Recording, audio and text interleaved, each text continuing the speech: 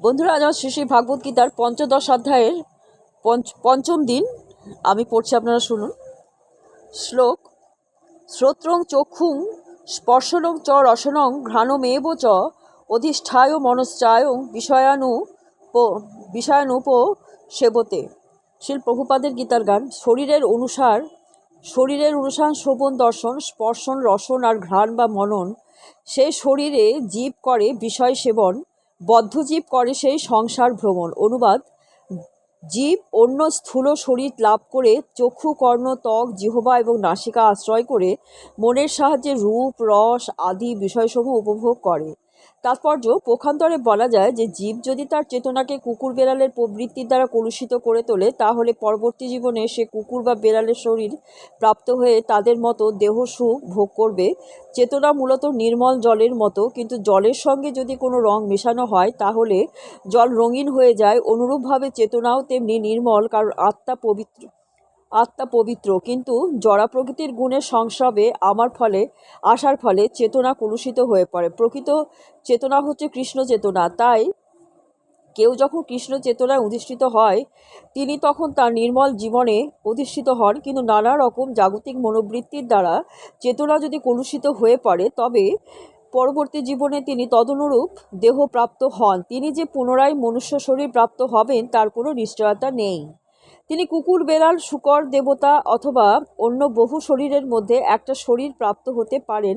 এই রকম 84 লক্ষ বিভিন্ন প্রকার প্রজাতির শরীর রয়েছে। শ্লোক: উৎক্রমন্তং স্থিতং ব্যাপী ভুঞ্জানং বা গুণান্বিতম বিমূঢ়া নানু পশ্যান্তি জ্ঞান চক্ষুষ। শ্রীল প্রভুপাদের গীতার গান। মূঢ়লোক না বিচারে কিভাবে কি হয়, উৎক্রান্তি স্থিতিভোগ কার বা কোথায়।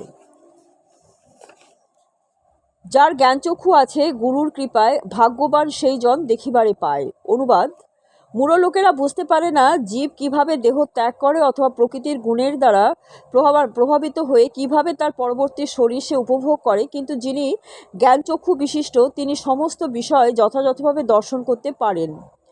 তাৎপর্য: জ্ঞানচক্ষু কথাটি অত্যন্ত তাৎপর্যপূর্ণ। জ্ঞান বিনা কেউ বুঝতে পারে না কিভাবে জীব তার শরীর ত্যাগ করে, পরবর্তী জীবনে সে কী রকম শরীর ধারণ করে।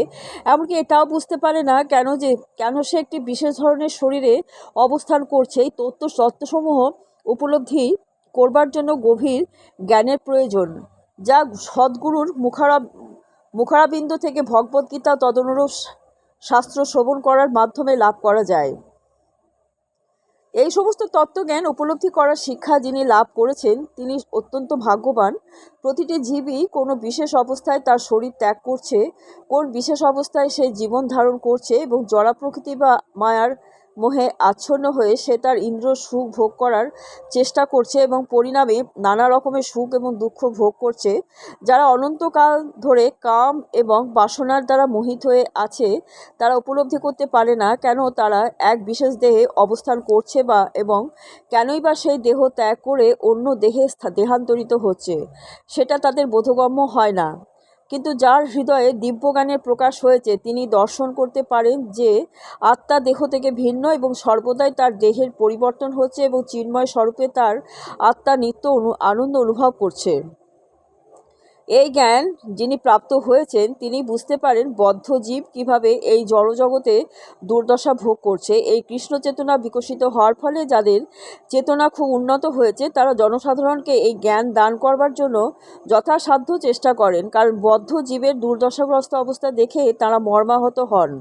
বদ্ধ জীবের অবস্থা অত্যন্ত ক্লেশদায়ক, তাই তাদের কর্তব্য হচ্ছে যে বদ্ধ অবস্থা অতিক্রম করে কৃষ্ণ চেতনা লাভ করা এবং জড়জগতের বন্ধন থেকে নিজেদের মুক্ত করে অপ্রাকৃত জগতে প্রত্যাবর্তন করা। শ্লোক: যতন্ত যোগিনশ্চনং পশ্যান্ত নবস্থিতম যতন্তঃপ্রকৃতাত্মানো নৈনং পশ্যন্তি চেতস। শ্রীল প্রভুপাদের গীতার। কত যোগী বৈজ্ঞানিক চেষ্টা বহু করে, আত্মবিজ্ঞান অভাবেতে বৃথা ঘুরি মরে, কিন্তু যে বা আত্মজ্ঞানী আত্মা অবস্থিত দেখিতে সমর্থ হয় শুদ্ধ অবহিত।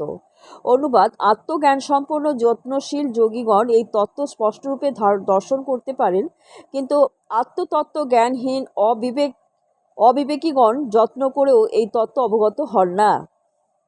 তাৎপর্য: আত্মাজ্ঞান লাভের প্রয়াসী বহু সাধক আছেন, কিন্তু যারা আত্মাজ্ঞান লাভ করেননি তারা জীবদেহে সমস্ত কিছুর কিভাবে পরিবর্তন হচ্ছে তা দেখতে পান না। এই সূত্রে যোগিন কথাটির তাৎপর্যপূর্ণ।